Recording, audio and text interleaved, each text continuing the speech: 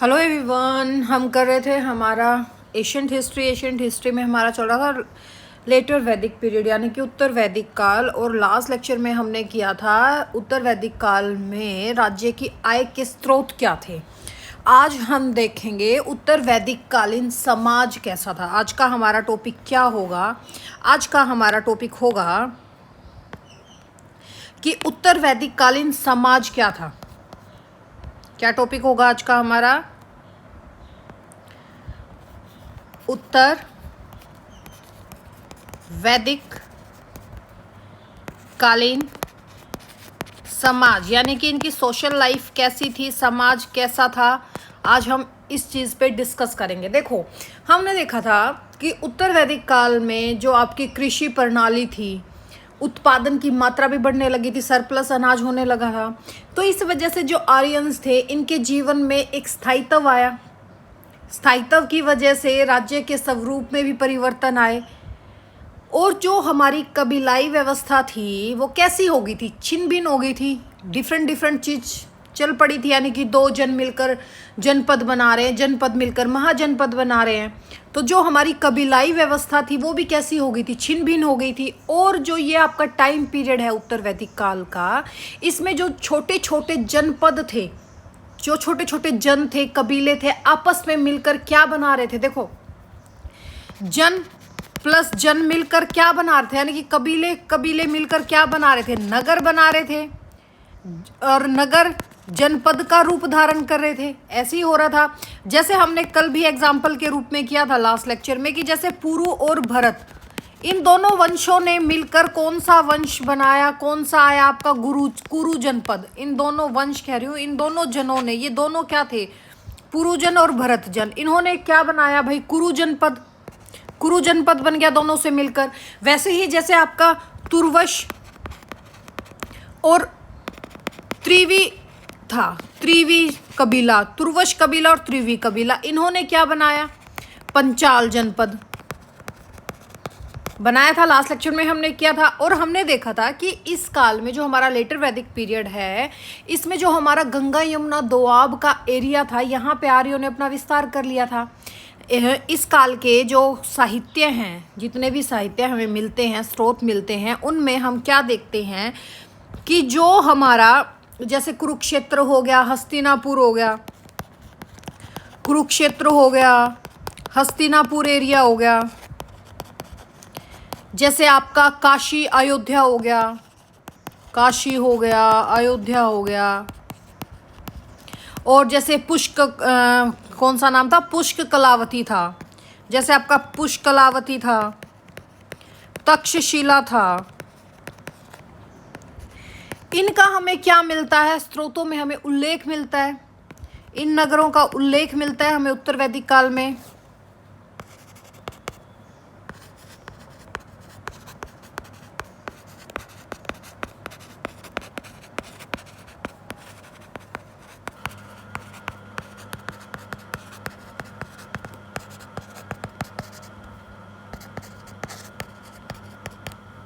कौन कौन से एरिया मिलते हैं, कौन कौन से नगरों का उल्लेख मिलता है? जैसे आपका काशी हो गया, अयोध्या, हस्तिनापुर, कुरुक्षेत्र, पुष्कलावती, और जैसे आपका तक्षशिला, ये नगरों का उल्लेख हमें कहाँ देखने को मिलता है? उत्तर वैदिक काल में देखने को मिलता है। और जो हमारे नगर और जनपद के उदय के कारण थे, उनकी वजह से क्या हो गई भाई? जो आपके ऋग्वैदिक कालीन कबीलाई संरचना थी, कबीले थे, वो क्या हो गए थे? प्रॉपर तरीके से नष्ट हो गए थे। और जो ये हमारा टाइम पीरियड था, लेटर वैदिक पीरियड या उत्तर वैदिक काल, इसकी संस्कृति के बारे में विस्तृत जानकारी भी नष्ट हो गई थी। ठीक है, इसलिए थोड़ी बहुत ही हमें मिलती है। फिर इसके बाद हमें क्या मिलते हैं? जैसे इनके बाद आपके ब्राह्मण ग्रंथों की रचना की गई, जिसमें आपके शतपथ ब्राह्मण हो गए, जैमिनीय ब्राह्मण हो गए, ये काफ़ी महत्वपूर्ण माने गए। जैसे फिर हमने इसमें एक चीज़ देखी थी कि उत्तर वैदिक काल में, उत्तर वैदिक काल में जो हमारे विष थे, विष कह लो, वैश्य कह लो, ठीक है, या जन, इनकी क्या हो गई थी? इनकी स्थिति घट रही थी। यानी कि इनका जो ओधा था, इनकी स्थिति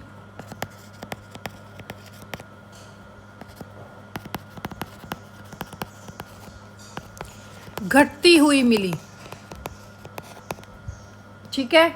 और जो हमारे क्षत्रिय थे, क्षत्रिय की बढ़ती हैसियत के बारे में हमें पता चलता है, और क्षत्रियों की हैसियत बढ़ती गई, ठीक है। इस चीज़ के बारे में हमने देखा था। वैसे ही जो आपका समाज था, जो हमारा समाज था, यहाँ पे क्या हो गया था, यहाँ पे समाज की जो रचना थी, समाज की रचना अब कैसी हो गई थी, अब असमान हो गई थी। कैसी रचना हो गई थी? असमान रचना हो गई थी। कैसी रचना हो गई थी? असमान। जैसे अगर हम स्रोतों की बात करें, स्रोतों के अनुसार चले, तो स्रोतों में हमें क्या देखने को मिलता है? स्रोतों में हमें 4 वर्ण देखने को मिलते हैं, जो आपके ऋग्वेद के 10वें मंडल के पुरुष सूक्त में वर्णन मिलता है इनका। जैसे पहले आपके 3 ही वर्ण होते थे, बाद में चौथा वर्ण जुड़ा है। कौन कौन से वर्ण थे ये 4 वर्ण थे हमारे। जैसे आपका ब्राह्मण हो गया, ब्राह्मण, क्षत्रिय, वैश्य, शूद्र, इन 4 वर्णों का वर्णन मिलता है हमें। ऐसा माना गया कि जो ये 4 वर्ण हैं, इनकी उत्पत्ति ब्राह्मण के रचयिता प्रजापति के शरीर से हुई थी। इनकी उत्पत्ति किससे हुई थी?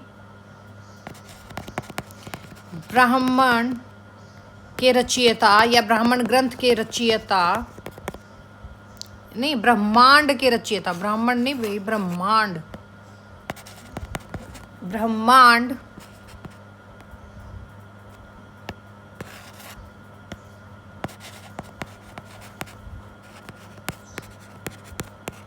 के रचयिता कौन थे आपके? प्रजापति के शरीर से हुई। किन से हुई? उनके शरीर से हुई। एक सेकंड रुकना भाई।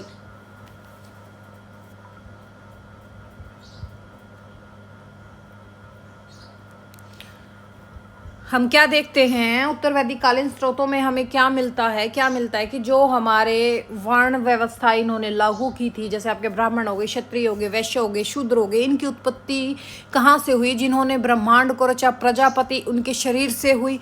और ये सब भी हमें कहाँ से मिलता है कि इनके शरीर से हुई? हमें एक श्लोक मिलता है। कौन सा श्लोक? जो आपके ऋग्वेद के लास्ट में आया था, पुरुष सूक्त में मिलता है। कौन सा श्लोक है? उस श्लोक का नाम है आदि कालीन मनुष्य का स्रोत।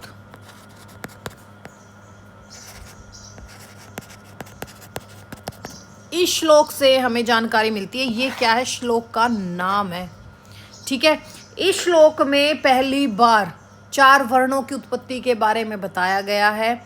जब मनुष्य को विभाजित किया गया, उसको कितने वर्गों में बांटा गया, उसका मुख क्या था, हाथ क्या थे, उसकी जांघ क्या थी, पाँव क्या थे, यानी कि पैर क्या थे, इन सब को क्या कहा गया।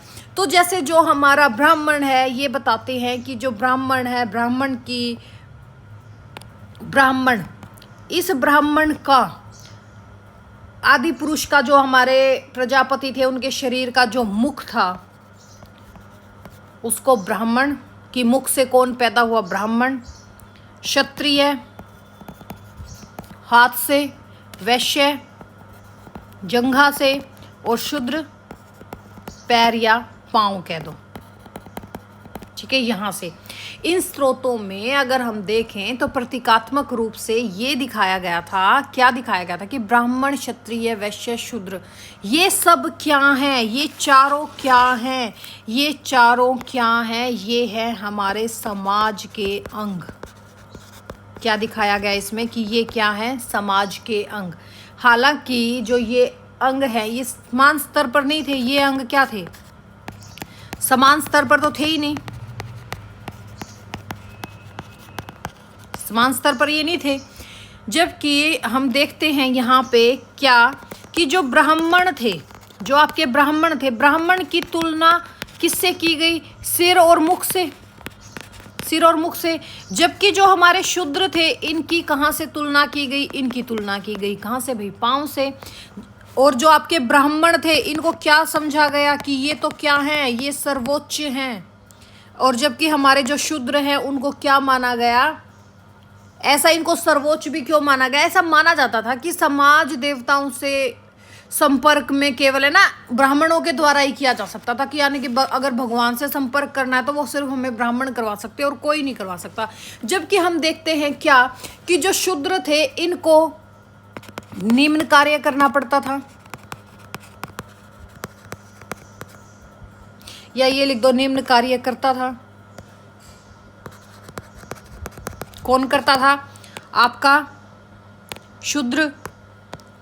ठीक है, शूद्र क्या करता था भाई? निम्न कार्य करता था। ब्राह्मण क्या कार्य करता था? सर्वोच्च कार्य करता था। और इन्हीं शूद्रों में एक और को ऐड किया गया, किनको? दासों को भी इसी में डाल दिया गया। दास भी इसी के अंतर्गत रखे गए, दास भी इनमें रखे गए। कौन से दास? कौन से दास थे वो आपके दास थे जो युद्ध में पकड़े जाते थे।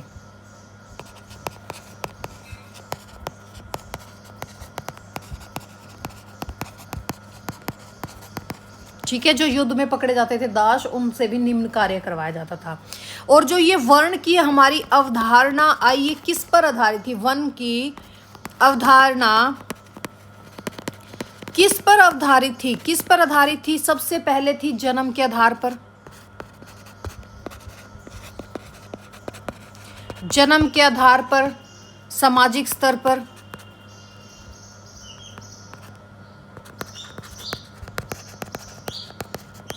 और जैसे वर्णों का जो श्रेणीबद्ध तरीके से गठन किया गया था कि भी ब्राह्मण, क्षत्रिय, वैश्य, शूद्र, जिसमें ब्राह्मण समाज में उच्च स्तर पर, शूद्र निम्न स्तर पर थे। ठीक है, वर्णों के श्रेणीबद्ध क्रम के हिसाब से।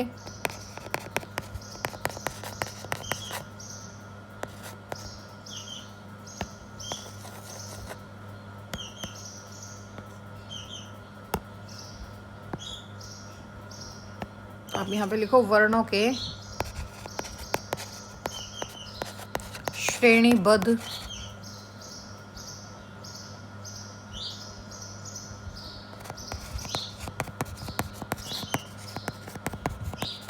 अभी ज़्यादा मोटा हो गया फिर ज़्यादा पतला हो जाता है।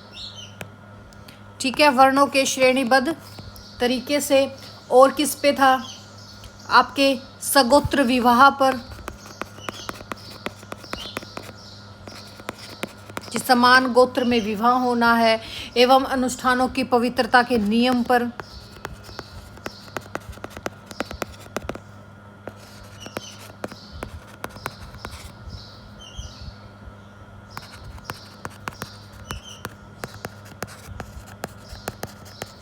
ये क्या थी? ये इनकी अवधारणा थी कि जो वर्ण व्यवस्था की अवधारणा क्या थी कि भी आपका जन्म कहाँ हो रहा है? ब्राह्मण के घर हो रहा है, क्षत्रिय के घर हो रहा है, वैश्य के घर हो रहा है, शूद्र के घर हो रहा है। आपका सोशल लेवल क्या है? वर्णों का श्रेणीबद्ध तरीके से गठन, जैसे आप ब्राह्मण, क्षत्रिय, वैश्य, शूद्र हो गए, जिसमें आपके जो ब्राह्मण समाज थे उसको सबसे उच्च वर्ग में माना जा रहा था, शूद्रों को सबसे निम्न स्थान दिया जा रहा था उस टाइम पे। और सगोत्र विवाह यानी कि सेम कास्टिसिज्म में जो मैरिज होती है, सगोत्र विवाह। ठीक है, और जो आपके अनुष्ठान होते उसकी पवित्रता के नियम के आधार पर वर्णों की अवधारणा बनी।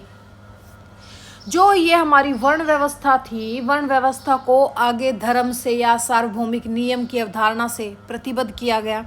और जो हमारे वर्ण थे, धर्म की स्थापना कैसे होने लगी थी भाई? सामाजिक नियम रूप से इसलिए की गई क्योंकि समाज को व्यवस्थित ढंग से चलाया जा सके, ताकि समाज एक व्यवस्था के रूप में चल सके। पर स्टार्टिंग तो कर दी इन्होंने, पर क्या उस चीज़ पे ये कायम रहे? इन्होंने शोषण स्टार्ट कर दिया, अछूत नाम दे दिया, छुआछूत को बढ़ावा देना स्टार्ट कर दिया।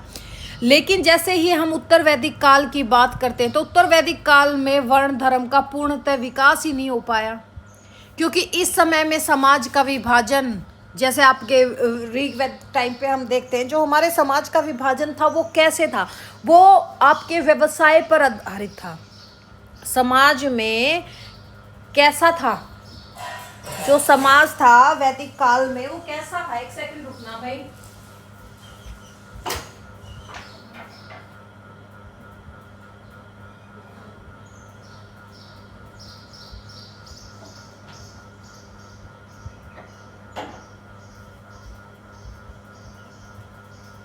हम कहाँ थे भाई, हम वर्ण व्यवस्था की बात कर रहे थे। हम देख रहे थे कि जो हमारा ऋग्वैदिक कालीन टाइम था, ऋग्वेद था, उसमें जो हमारा समाज था वो विभाजित कैसे था। ऋग्वेद में तो हमारा समाज विभाजन था वो व्यवसाय के आधार पर था, कि समाज में उस टाइम काफ़ी फ्लेक्सिबल था, समाज लचीलापन था, जिसमें किसी का व्यवसाय जन्म के आधार पर नहीं था। पर वैदिक काल के बाद हम देखते हैं लेटर वैदिक काल में जो हमारा वर्ण धर्म था वो हर एक समूह के अनुष्ठानिक महत्व मात्र की ओर एक संकेत कर रहा था। वर्ण व्यवस्था में जैसे आपके गैर क्षत्रिय लोग भी क्षत्रिय हो सकते थे और शासक भी बन सकते थे, जैसे आपका नंद वंश और मौर्य वंश आया। क्षत्रिय के अलावा भी तो राजा बने हैं ना, तो ये चीज़ भी हमें देखने को मिलती है। वर्ण व्यवस्था यहाँ पे भी देखने को मिली हमें। और न ही ब्राह्मणों को राजनीतिक सर्वोच्चता स्थापित करने से वंचित किया गया, जैसे आपके शुंग राजा थे, पुष्यमित्र शुंग थे, ब्राह्मण ही थे वो, ठीक है। नंद के लिए क्या बोला जाता है कि भाई ये इनके फादर थे, वो नाई पेशे का काम करते थे। मौर्य के लिए कोई तो क्षत्रिय कह देता है, कोई इनके तो खैर पता ही नहीं चला था, ठीक है। कोई इनको शूद्र जाति का कि भाई ये दास थे और उस दासता से मुक्त किन्होंने करवाया था, आपके कौटिल्य ने करवाया था। तो ये सब चीज़ें भी तो हमें देखने को मिलती है लेटर वैदिक में, ठीक है। इस प्रकार हम ये भी तो कह सकते हैं कि वर्ण व्यवस्था के सिद्धांत को व्यवहारिक स्तर पर वैदिक काल के बाद भी कठोरता के साथ लागू नहीं किया जा सकता, पर माना क्या जाता है कि उत्तर वैदिक काल में वर्ण व्यवस्था पूरी तरह स्थापित हो चुकी थी। पर एक्चुअल में क्या माना जाता है, एक्चुअल में ये माना जाता है कि उत्तर वैदिक काल में वर्ण व्यवस्था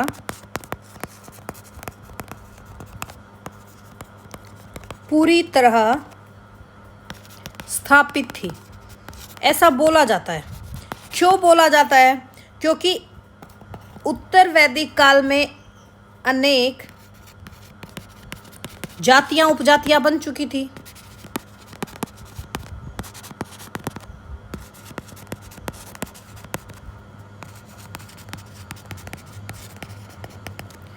ठीक है। उपजातियां तथा दूसरे जाति विभाजन होने लगे थे।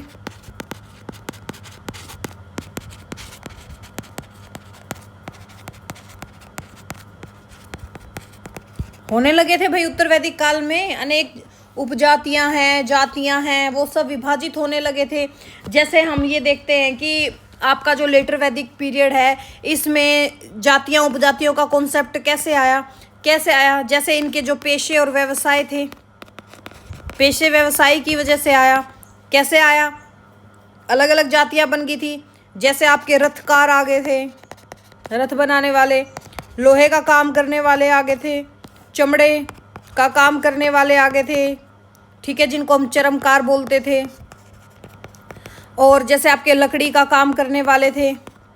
इन सब ने क्या कर लिया, इन सब ने अपनी अलग अलग जातियां बना ली। और इस काल में परिवार में गोत्र का महत्व बढ़ा, ठीक है। इस काल में क्या हुआ भाई, गोत्र का महत्व बढ़ा। गोत्र का महत्व बढ़ेगा तो यहाँ पे आपको सगोत्रीय विवाह देखने को मिले। सगोत्रीय विवाह यानी कि सेम गोत्र में विवाह होने लगे, और गोत्र से बाहर विवाह के भी नियम आ गए थे।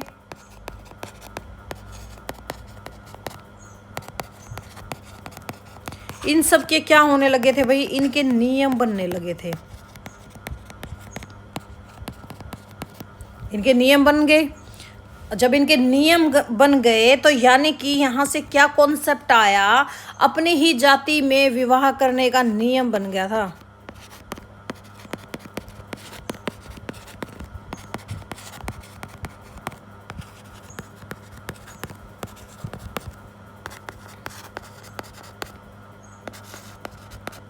ठीक है। इस काल में हम देखते हैं कि जो शूद्र थे, शूद्रों पर अनेक निर्योग्यताएं लगा दी गई। शूद्रों पर अनेक निर्योग्यताएं लगा दी गई।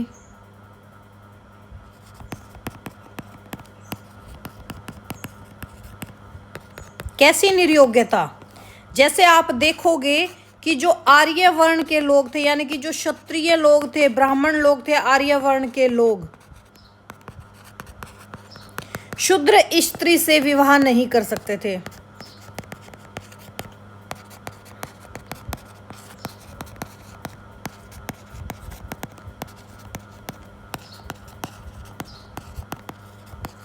ठीक है, ये सब चीज स्टार्ट हो गई थी उत्तर वैदिक कालीन में। अब इससे नेक्स्ट का करेंगे हम भाई नेक्स्ट लेक्चर में। ठीक है, क्योंकि काफ़ी लंबा हो जाएगा, इतना ही बहुत है। धीरे धीरे करेंगे पर डिटेल में करेंगे। तो चलो अब हम मिलते हैं नेक्स्ट लेक्चर में। Thank you, have a nice day.